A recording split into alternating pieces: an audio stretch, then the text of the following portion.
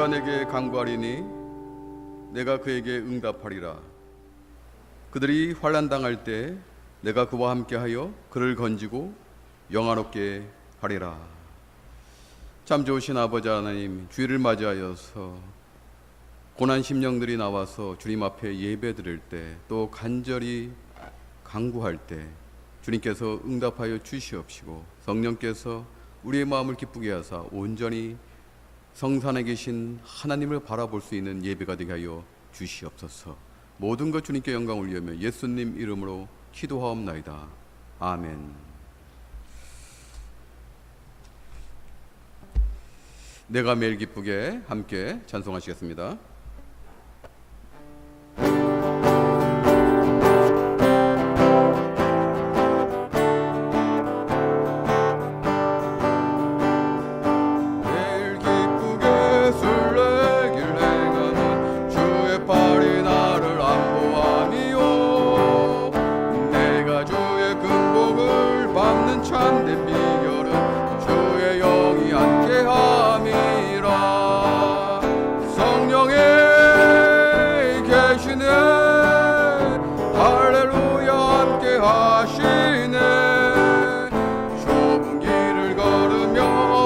기뻐하는 것 주의 영이 함께함이라.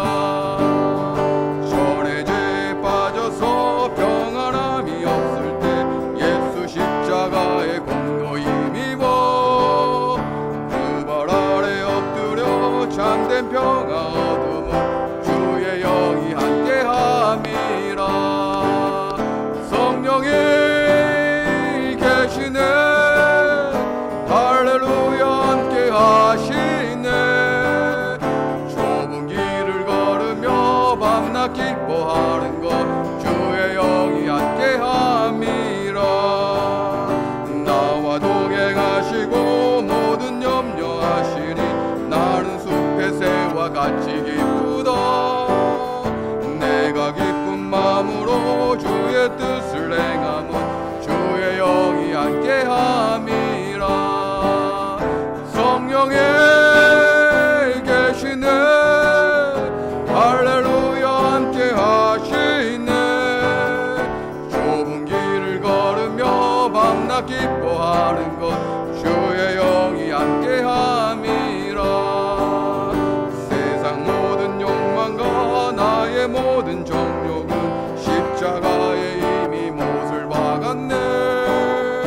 어두운 밤이 지나고 무거운 짐 벗으니 주의 영이 함께함이라. 성령에 계시네. 할렐루야 함께하시네. 좁은 길을 걸으며 밤낮 기뻐하는 것 주의 영이 함께함이라. 성령이 계시네. 성령에 계시네. 할렐루야 함께 하시네. 좁은 길을 걸으며 밤낮 기뻐하는 것 주의 영이 함께 함이라. 좁은 길을 걸으며 밤낮 기뻐하는 것 주의 영이 함께 함이라. 아멘. 그 놀라우신 하나님 앞에 전심을 다해서 찬양하길 원합니다.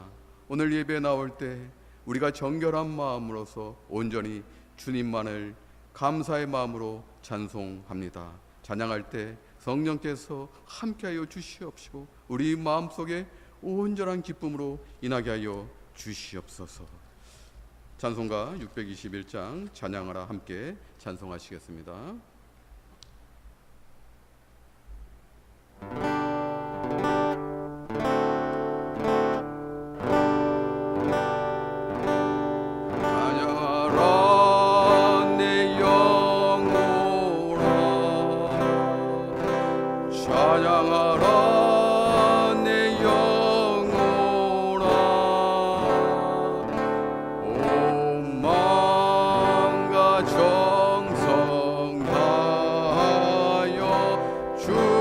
찬양하라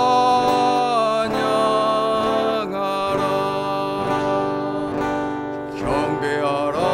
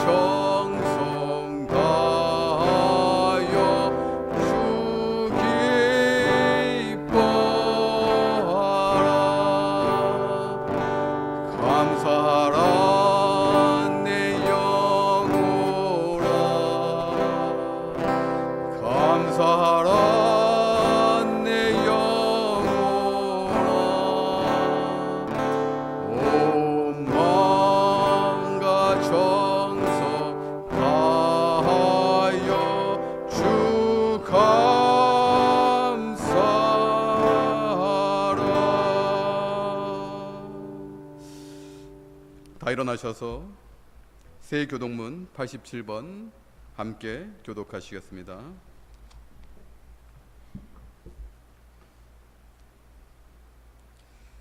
또 내가 새 하늘과 새 땅을 보니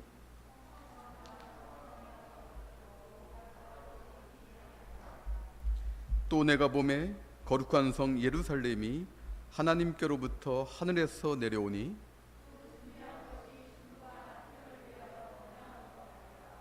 내가 들으니 보좌에서 큰 음성이 나서 이르되 하나님이 그들과 함께 계시리니 그들은 하나님의 백성이 되고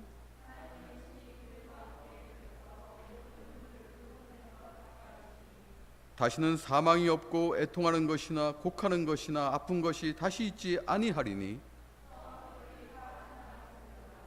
보좌에 앉으신 이가 이르시되 아멘. 사도신경으로 우리의 신앙을 고백하겠습니다. 전능하사 천지를 만드신 하나님 아버지를 내가 믿사오며 그 외아들 우리 주 예수 그리스도를 믿사오니 이는 성령으로 잉태하사 동정녀 마리아에게 나시고 본디오 빌라도에게 고난을 받으사 십자가에 못 박혀 죽으시고 장사한 지 사흘 만에 죽은 자 가운데서 다시 살아나시며 하늘에 오르사 전능하신 하나님 우편에 앉아 계시다가 저리로서 산자와 죽은 자를 심판하러 오시리라. 성령을 믿사오며 거룩한 공예와 성도가 서로 교통하는 것과 죄를 사하여 주시는 것과 몸이 다시 사는 것과 영원히 사는 것을 믿사옵나이다. 아멘. 다 자리에 앉으셔서 찬송가 202장, 새 찬송가 268장 함께 찬송하시겠습니다.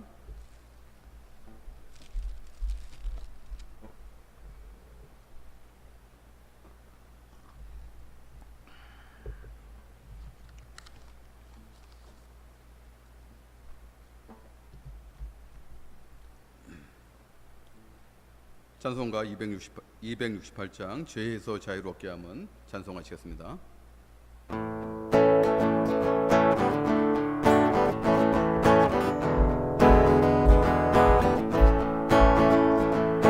죄에서 자유를 얻게 함은 보혈의 능력 주의 보혈 시험을 이기고 승리하니 참 놀라운 능력이로다.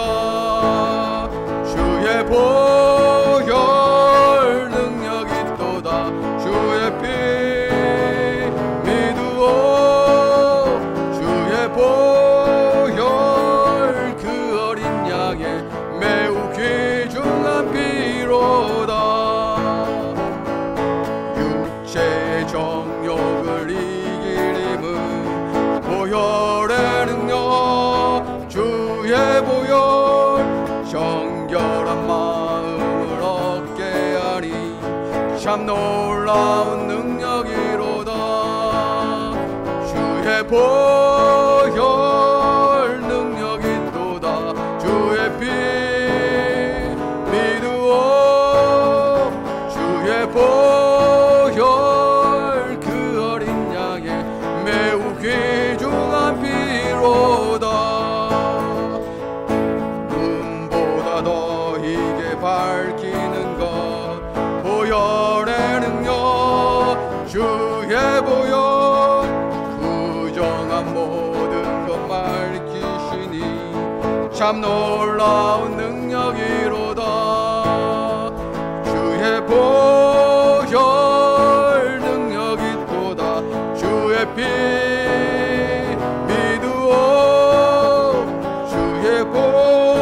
보혈 그 어린 양의 매우 귀중한 피로다.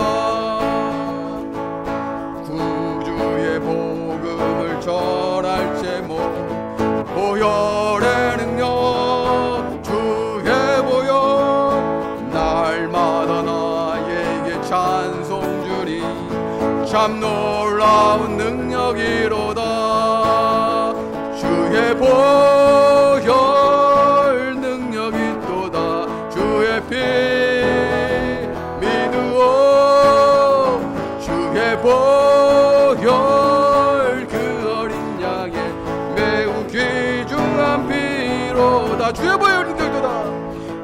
주의 보혈 능력이 있도다. 주의 피 믿으오. 주의 보혈 그 어린 양의 매우 귀중한 피로다. 아멘. 예배를 위해서 기도하겠습니다. 사랑과 은혜와 진리가 충만하신 아버지 하나님, 너무도 감사한 것은 주일을 맞이하여서 저희가 기쁨으로 나왔습니다. 온전히 감사와 찬송으로 하나님께 영광 올렸습니다. 아버지 하나님, 이제 예배를 주님께서 받아주시기를 간절히 소망합니다. 무엇보다도 성령께서 이 시간 임재하시고 강력하게 역사하셔서 우리의 마음속에 있는 모든 죄악들을 깨끗이 도말하여 주시옵소서. 그러므로 순전한 마음으로서 엎드려 간구할 때 주님께서 기뻐 받아 주시옵시고 응답하여 주시옵소서. 성산에 계신 놀라우신 그 하나님을 바라볼 수 있게 하여 주시옵소서. 시온에 제가 올라갈 때 감사하는 마음으로 찬송할 때 하나님께서는 우리를 내려다보시고 기뻐 훈명하여 주시옵시고 이 예배와 함께하여 주시옵소서. 아버지 하나님, 어려운 시절에도 아버지 하나님 주님을 찾기 위해서 성도들이 나오고 또 가정에서 피치 못할 사정이 있어서 온라인으로 예배드리는데, 그럴 때도 성령께서 그 가정까지 어디에 있든지 다 함께 하셔서 놀라운 영광이 나타나는 예배되게 하여 주시옵소서. 아버지 하나님, 간절히 기도할 것은 하나님이 세우신 교회를 하나님께서 책임져 주시고 인도하시고 보하여 주시옵소서. 무엇보다도 교회가 희망입니다. 앞으로 나아갈 때 어떠한 장애물, 현실의 장벽이 없이 하나님께서 놀랍게 인도하여 주시옵소서. 무엇보다 먼저 기도할 것은 전 세계를 위해서, 또 미국을 위해서, 한국을 위해서, 그리고 우리가 살고 있는 뉴욕주와 알바니를 위해서 기도할 수 있게 하여 주시옵소서. 코로나19로 저희가 마음이 무겁고 어렵습니다. 그럼에도 불구하고 우리의 육신을 다 책임지시고 지켜주시는 그 하나님께 간구할 수 있도록 믿음을 갖게 하여 주시옵시고, 또 응답하시는 그 하나님이라는 확신을 가지고 저희가 더욱 간절히 기도할 수 있게 하여 주시옵소서. 이것으로 인해서 고통받는 성도들이 없게 하여 주시옵시고, 세상의 자녀들도 아버지 하나님 이것을 통해서 그리스도를 더 믿을 수 있는 그런 시기가 되게 하여 주시옵소서. 세우신 교회에 또 속한 성도들, 또 각 기관들을 주님께서 책임져 주시옵시고, 우리가 지금 활발하게 활동을 하지 못하지만은 저희가 마음으로서 또 한 마음 한 뜻 한 비전을 가지고 연합해서 나갈 수 있는 병강교회 성도들 다 되게 하여 주시옵소서. 또 오늘 말씀을 함께 나눕니다. 이 말씀을 나눌 때 성령께서 전하는 자의 입술을 주장하여 주시옵시고 듣는 자의 귀와 마음을 열어 주시옵소서. 예배의 시종을 온전히 주님께 위탁하며 모든 것 또한 주님께 영광 올리며 예수님 이름으로 기도하옵나이다. 아멘. 오늘 하나님의 말씀은 로마서 4장 18절에서 25절까지 말씀입니다. 신약성경 245페이지에 있습니다.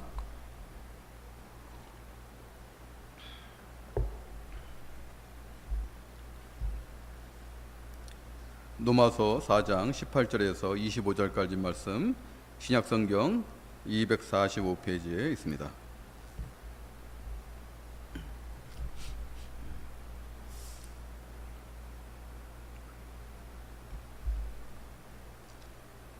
아, 244페이지군요. 네.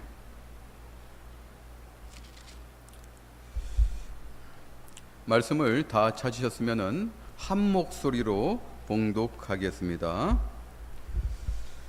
아브라함이 바랄 수 없는 중에 바라고 믿었으니 이는 내 후손이 이 같으리라 하신 말씀대로 많은 민족의 조상이 되게 하려 하심이라. 그가 백세나 되어 자기 몸이 죽은 것 같고 사라의 태가 죽은 것 같음을 알고도 믿음이 약하여지지 아니하고 믿음이 없어 하나님의 약속을 의심하지 않고 믿음으로 견고하여져서 하나님께 영광을 돌리며 약속하신 그것을 또한 능히 이루실 줄을 확신하였으니 그러므로 그것이 그에게 의로 여겨졌느니라. 그에게 의로 여겨졌다 기록된 것은 아브라함만 위한 것이 아니요 의로 여기심을 받을 우리도 위함이니 곧 예수 우리 주를 죽은 자 가운데서 살리신 이를 믿는 자니라. 예수는 우리가 범죄한 것 때문에 내줌이 되고 또한 우리를 의롭다 하시기 위하여 살아나셨느니라. 아멘. 사랑하는 성도 여러분, 한 주간 강건하셨습니까?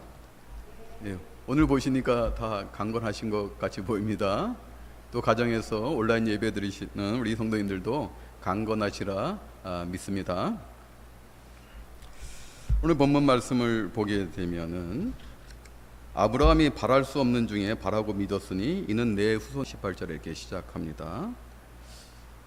그럼 아브라함이 바랄 수 없는 중에 바라고 믿었으니, 이 말씀을 살펴보기 위해서는 아브라함이 어떠한 삶을 살았을까, 우리가 행적을 살펴봐야 됩니다. 오늘 설교의 제목이 아브라함의 현실이죠. 즉 아브라함이 처한 현실이 어떠했을까, 우리가 한 걸음 더 깊숙이 들어가 보기를 원합니다.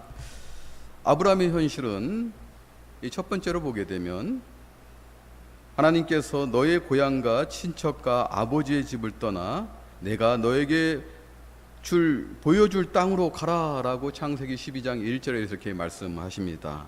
즉 하나님께서는 약속의 땅, 미지의 땅, 가나안 땅으로 갈 것을 명령하십니다.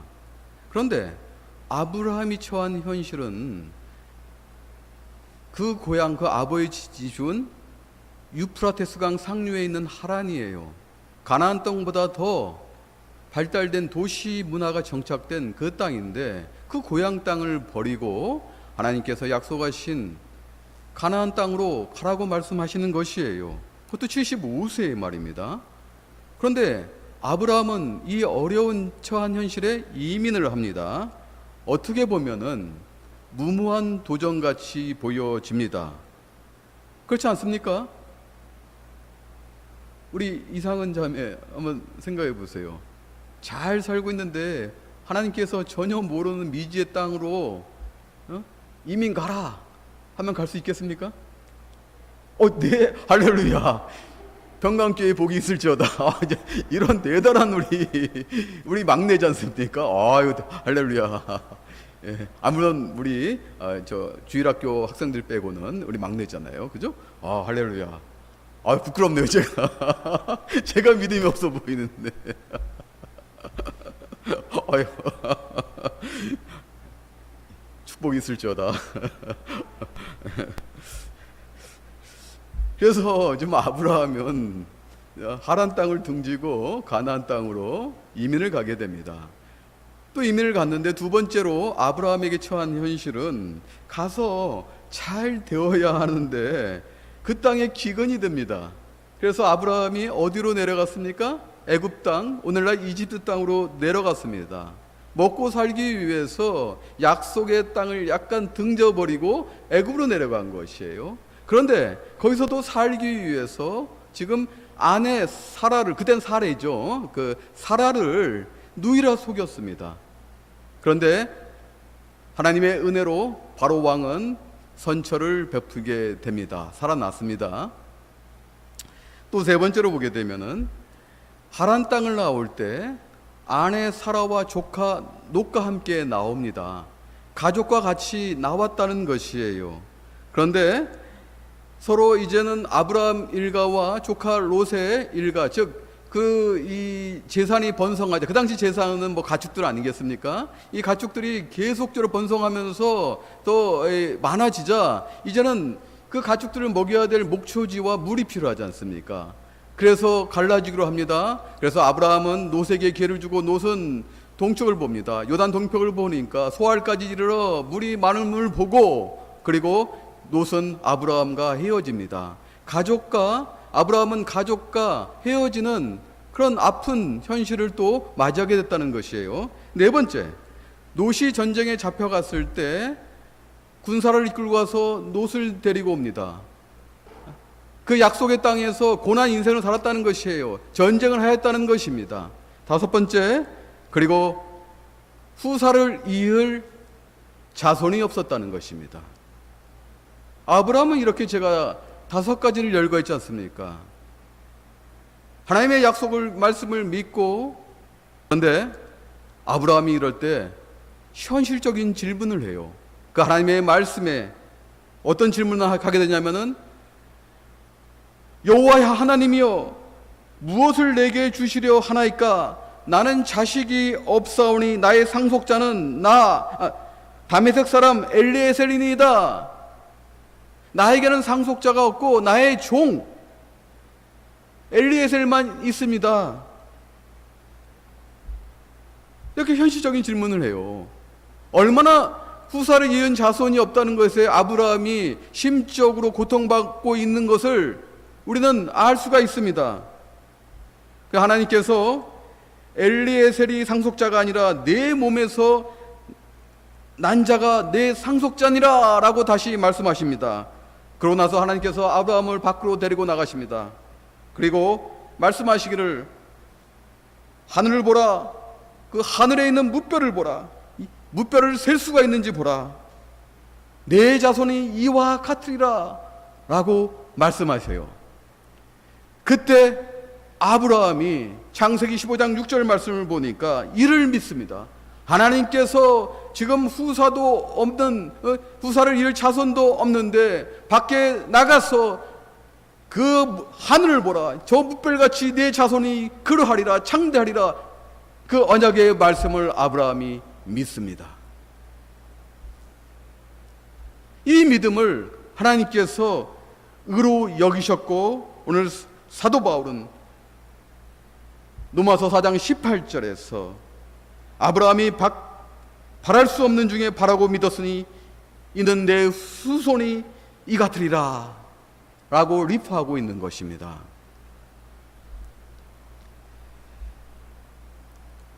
이것이 앞에서 아브라함의 현실을 바라봤듯이 아브라함이 하나님의 말씀을 믿었던 당시의 상황이 매우 절망적이었음을 우리는 알 수 있습니다. 인간의 처지와 상황을 바라볼 때 아브라함에게는 전혀 보이지 않았으나 내 자손이 하늘의 무별같이 셀 수 없게 많아질 것이라는 하나님의 약속을 믿음으로써 소망을 다시 가지게 된 것입니다. 강조하자면 아브라함이 처한 상황은 늙어서 전혀 아들을 가질 수 없는 절망적 상황이었으나 하나님의 약속에 대한 신뢰와 믿음은 그를 절망 가운데서 소망을 가지게 한 것이었습니다. 하나님의 약속은 진실하십니다. 하나님의 말씀은 모든 것을 이루는 확신의 말씀임을 여러분 믿으시길 바라겠습니다. 그리고 말씀대로 그대로 믿어요.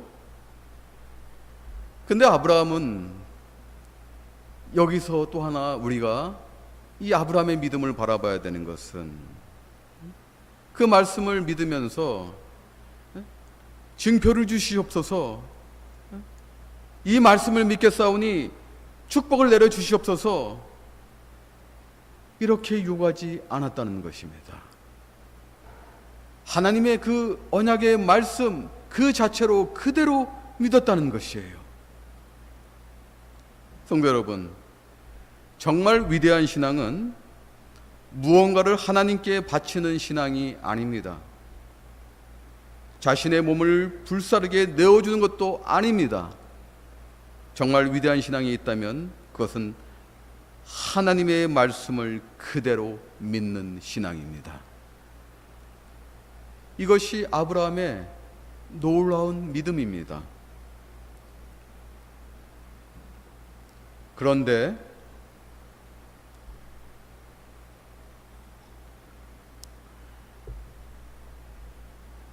아브라함이 이 믿음대로 살았을까요? 아브라함이 믿음 가운데 있을 때에도 그의 삶이 흔들린 적이 없을까요?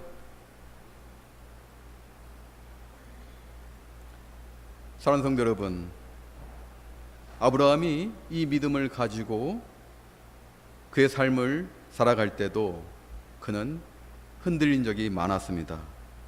왜 믿음이 자꾸 흔들릴까요?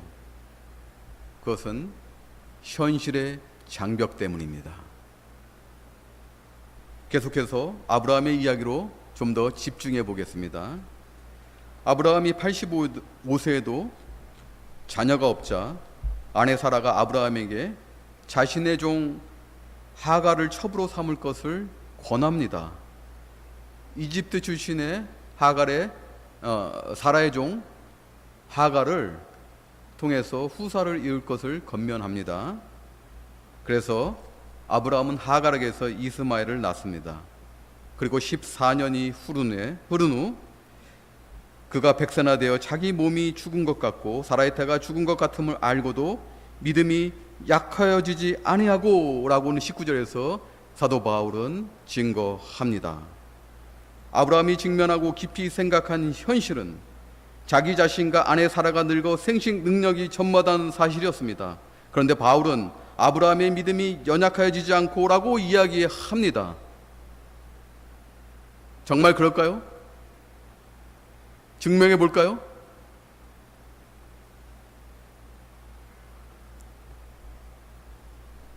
창세기 17장 16절을 보게 되면 내가 사라에게 복을 주어 아들을 낳게 할 것이고 그를 여러 민족의 어머니가 되게 하리니 여러 왕이 그에게서 날 것이라 하십니다. 그때 아브라함의 반응은 7절 계속 보면은 아브라함이 엎드려 웃으면서 속으로 어떻게 100세 된 내가 그리고 90세 된 사라가 자식을 출산할 수 있겠습니까? 라고 질문을 합니다. 이건 아브라함의 믿음의 모습이 아니죠. 이렇듯 현실은 늘 우리를 하나님의 말씀을 의심할 수 있는 상황으로 몰아간다는 것입니다. 그런데 이런 현실의 벽에 부딪혀서 믿음이 흔들릴 때 믿음을 잡아주시는 분은 바로 아브라함이 아니라 하나님이시라는 것입니다. 성경을 자세히 보면 하나님은 우리의 마음을 정확히 꿰뚫고 계십니다. 즉 우리가 다시 흔들릴 줄 알고 너 믿음이 왜 흔들려? 라고 정죄하지 않으십니다. 아브라함도 이렇게 하나님의 말씀에 그 말씀을 그대로 믿었는데 그 후에도 그 부인 사라의 그 권면에 하갈과 동침하여서 이스마엘을 낳았다는 것입니다. 그의 믿음이 흔들렸다는 것이에요. 그 현실의 장벽 앞에서 그의 믿음이 움직인 것을 지금 우리는 알 수가 있습니다. 또 그리고 창세기 20장을 보게 되면 아브라함이 살기 위해서 또 그랄 지역으로 갔는데 그랄 왕 아비멜렉 앞에서 다시 한번 사라를 누이라고 속이는 일이 벌어집니다. 그때도 하나님께서 은혜로 아브라함 일가를 구해 주셨는데 하나님은 아브라함을 책망하거나 질책하거나 정죄하지 않으셨습니다.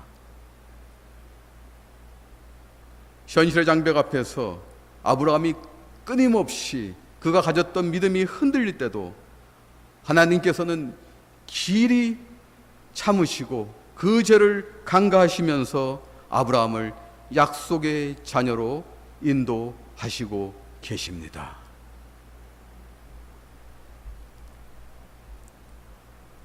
그리고 하나님은 약속대로 이삭을 주시고 드디어 믿음의 결정판인 모리아 산에서 이삭을 제물로 바치라는 하나님의 명령에 아브라함은 드디어 이삭을 제물로 바칩니다. 히브리서 11장 19절 말씀을 보면은 여기서 그는 아브라함이죠. 아브라함이 하나님이 능히 이삭을 죽은 자 가운데서 다시 살리실 줄로 생각한지라 라고 히브리서 기자는 기록합니다. 즉 아브라함이 이제는 그가 애초에 가졌던 그 믿음이 흔들렸으나 하나님께서 인내하시면서 아브라함을 믿음의 자녀로 성장시키시고 아브라함이 드디어 모리아 산에서 그 이삭을 제물로 바칠 때 하나님께서는 그의 마음을 받으시고 그리고 다시 이삭을 비유컨대 부활시키신 것입니다. 그리고 믿음의 완성을 이루시고 구원을 완성하셨다는 것입니다. 사랑하는 성도 여러분, 사도 바울은 23절에 그에게 의로 여겨졌다 기록된 것은 아브라함만 위한 것이 아니다라고 이야기하고 있습니다. 즉 하나님이 아브라함에 주신 언약은 아브라함에게서만 끝난 것이 아니라 우리에게도 동일하게 주어진다는 것입니다. 아브라함의 이야기가 단지 과거의 역사로 끝나서는 안 된다는 것입니다. 그것은 시간과 공간을 초월하여서 하나님의 자녀들은 누구나 체험할 수 있는 하나님의 은혜이자 섭리이자 원리라는 것입니다. 24절 보면 의로 여기심을 받을 우리도 위함이니 곧 예수 우리 주를 죽은 자 가운데서 살리신 이를 믿는 자니라 라고 사도 바울은 계속해서 증거합니다. 그런데 여기서 특이한 것이 있습니다. 보통은 우리가 우리 주 그리스도, 우리 주 예수님이라고 표현하지 않습니까? 그런데 사도 바울은 곧 예수 우리 주를 죽은 자 가운데서 살리신 이를 믿는 자니라 라고 얘기합니다. 즉 하나님이라는 것입니다. 예수님이 아니라 사도 바울은 지금 하나님을 강조하고 있어요. 왜 그럴까요? 즉 아브라함에게 하신 그 언약의 말씀, 구속사적인 그 약속이 이제는 아브라함의 육신의 후손으로 오는 그리스도로 인해서 완성이 된다는 것입니다. 그 그리스도를 우리는 믿기만 하면은 그 아브라함에게 주신 그 언약이 우리에게 동일하게 반복적으로 역사하고 있다는 것을 사도 바울은 지금 증거하고 있는 것입니다. 아브라함의 의가 우리의 의라는 것입니다. 하나님의 그 약속이 우리에게 주신 약속이라는 것입니다.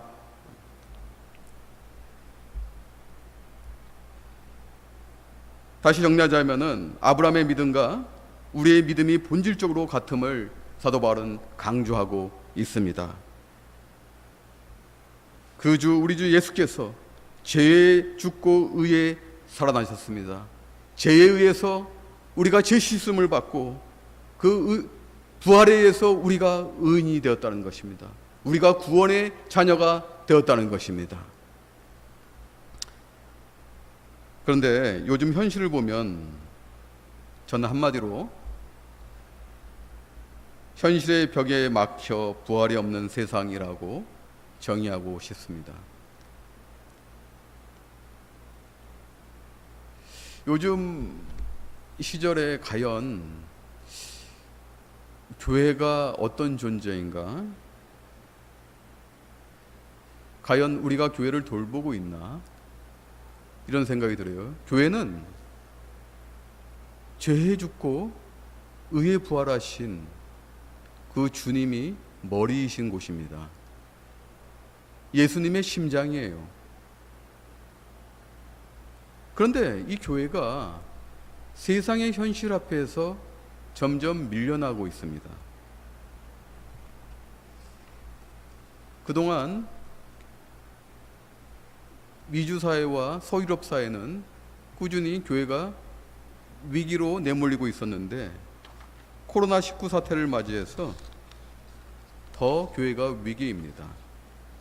술집이나 이 밀집된 공간은 다 허용하면서 교회 예배는 허용하지 않는 주도 상당히 많습니다. 오히려 교회가 역차별을 받고 교회가 중심부에서 변방으로 밀려나기 시작했다는 것입니다. 절망적인 모습이에요. 왜 이러한 현상이 벌어질까요? 그 한인총회 백한은 감독님의 글을 좀 인용하겠습니다. 감독님께서 한 크리스천 웹사이트에 기고한 글이 있는데 제가 한번 그 웹사이트에 들어갔다가 봤습니다. 글이 너무 좋더라고요. 그래서 여러분과 함께 나누기를 원합니다. 이 코로나는 2019년 말에 시작하여서 2020년 지금까지 창궐 하고 있지 않습니까? 날씨가 더우면 바이러스는 좀 잠잠해져야 되는데 오늘 알바니 지역은 온도가 최고로 높지 않습니까? 그럼에도 불구하고 이 바이러스는 중단되지 않고 끊임없이 창궐되고 있다는 것입니다. 그런데 이 코로나19 참갈에 영향을 주는 요인이 많다고 백한영 감독님은 이야기하십니다. 특히 미국이나 서유럽에서는 리더십의 부재와 함께 개인의 자유와 프라이버시의 우상적인 신봉이 특별히 큰 역할을 하였다는 것이에요. 즉 개인의 자유와 프라이버시를 한 글자로 얘기하자면 괴인화라고 이야기할 수 있습니다. 사람들은 이제 괴인화를 추구하면서 이제는 자신의 자유와 프라이버시를 존중합니다. 그러니까 마스크를 쓰라고 해도 개인의 자유와 프라이버시 때문에 마스크를 쓰지 않는 사람들이 많지 않습니까?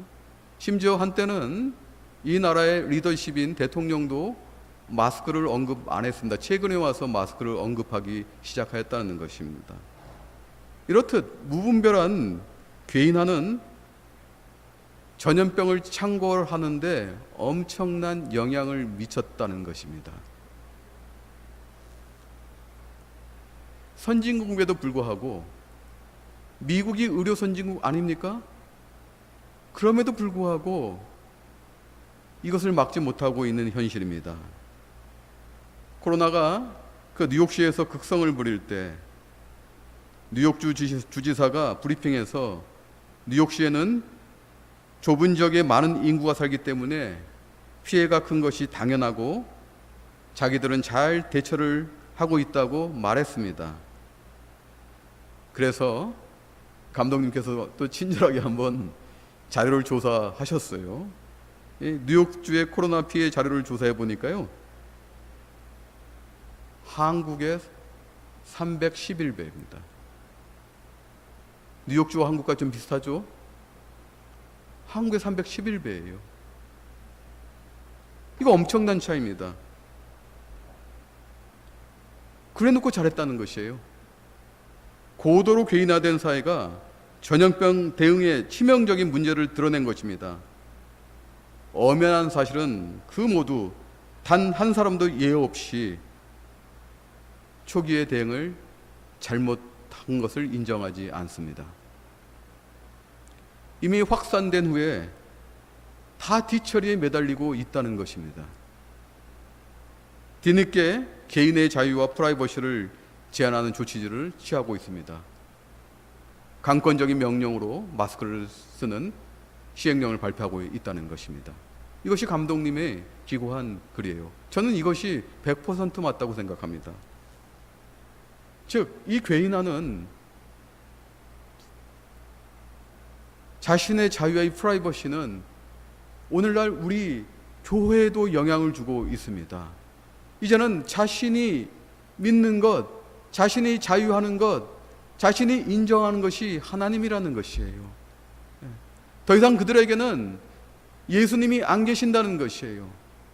아브라함에게 언약하신 그 하나님의 언약의 말씀이 그들에게 반복적으로 일어나지 않고 있다는 것입니다. 사랑하는 성도 여러분, 이것이 교회까지 침투하면 되겠습니까? 우리는 언약의 자녀라는 것이에요. 아브라함에게 약속하신 그 말씀이 우리 주 예수 그리스도를 믿는 그 순간 우리에게 동일하게 반복적으로 일어난다는 것입니다. 다시 말씀드리면은 아브라함에게 임하신 그 하나님이 지금도 살아 계셔서 우리와 함께 역사하고 계신다는 것입니다.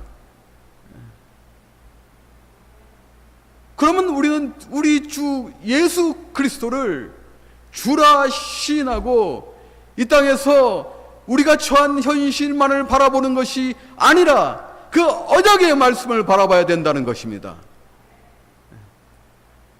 아브라함도 그 믿음의 자녀, 우리 신앙의 선친 그 아브라함도 그가 처한 현실 앞에서 믿음이 흔들릴 때가 많았다는 것이에요. 우리는 여기서 배워야 된다는 것입니다. 우리가 처한 현실에만 포커스가 된다면은 우리는 그 하나님을 바라볼 수가 없고 하나님이 우리에게 주신 그 말씀을 언약으로 받을 수 없다는 것이에요. 그러므로 우리는 죄로 죽고 의로 부활하신 우리를 구원하신 그 하나님을 바라볼 수 없다는 것입니다. 그 얼굴을 대면할 수 없다는 것이에요. 사랑하는 성도 여러분, 분명히 현실은 절망적입니다. 이 코로나19가 언제 끝날지 모릅니다. 불확실합니다. 그런데 이 절망 가운데도 우리에게 확신을 주시는 것은 우리 주 예수 그리스도가 우리의 언약의 하나님 되신다는 겁니다. 그러면 우리가 살아가면서 현실 앞에 의심과 함께 원망하는 일은 없어야 되겠습니다. 성도 여러분, 하나님은 한 번도 당신이 선택한 자녀들을 결코 버리지 않으십니다. 뿐만 아니라 하나님은 자기 백성의 형편과 처지를 낱낱이 감찰하시고 다 알고 계십니다. 아브라함에게 그랬던 것처럼, 다만 하나님은 때때로 당신의 백성이 하나님을 얼마나 의지하는지 알아보시기 위해 현실 앞에 일시적으로 고통을 주실 때가 있습니다. 그럴 때 우리가 해결할 수 없는 인생의 문제에 직면했을 때 의심하지 마시고, 하나님은 구원의 하나님이시고 우리를 인도와 보호로 인도하시는 거룩하신 영광의 하나님이라는 것을 믿으시길 바라겠습니다. 이렇게 전적으로 하나님을 신뢰하면서 여러분이 분명히 그 구원의 자녀임을 확신을 가지고 믿으신다면 우리는 우리 앞에 닥친 이 현실의 장벽도 이제는 능히 뛰어넘을 수 있는 현실임을 우리가 인지하게 됩니다. 현실에 의지하지 않고 이런 하나님만 보고 앞으로 나아가십시오. 이것이 현실 앞에 굴복하지 않는 아브라함과 같은 놀라운 믿음입니다. 이러한 믿음으로 살아가시는 성도님들 되시기를 주님의 이름으로 축원합니다. 기도하겠습니다. 참 좋으신 사랑의 주님, 감사합니다. 하나님은 분명히 우리에게 약속하셨습니다. 우리 주 예수 그리스도를 믿기만 하면은 우리에게 믿음의 하나님이 되신다고 약속하셨습니다. 우리를 그 믿음을 의로 봐주시고 우리를 이 땅에서 구원의 자녀로 인치시고 또 그리고 그 확신을 가지고 살아가게 하십니다. 분명히 이 현실은 절망적이지만은 이 확신의 말씀 때문에 우리는 소망을 갖고 살아갑니다. 이 소망이 우리에게 우리 마음 가운데서 끊이지 않게 하여 주시옵소서. 그러므로 이 땅에서 어떠한 어려움 앞에서도 능히 이겨나가면서 하나님의 영광을 바라보고 찬송할 수 있는 우리 되게 하여 주시옵소서. 모든 것 주님께 영광 올리며 예수님 이름으로 기도하옵나이다. 아멘. 네, 오늘 헌금하실 때 뒤에 그 헌금함이 있습니다. 여러분들 또 감사하는 마음으로 또 교회를 생각하시는 마음으로 헌금함에 헌금하시면 되겠고, 또 가정에서 예배 드리시는 우리 성도님들은 늘 말씀합니다만 또 세 가지 헌금 방법이 있죠. 헌금하셔서 하나님께 또 이렇게 헌신하시고 기쁨으로써 예물을 바치는 여러분이 되시기를 바라겠습니다. 봉헌 기도하겠습니다. 참 좋으신 주님, 감사합니다.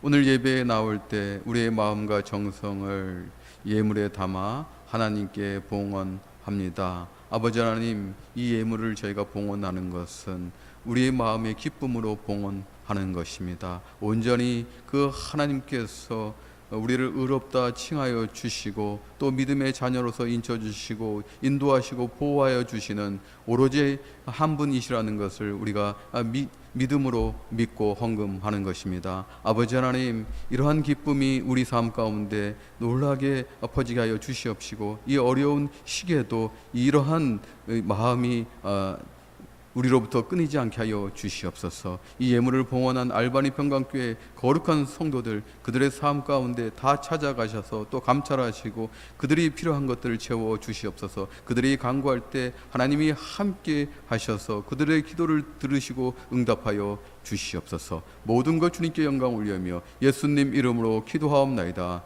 아멘. 할렐루야.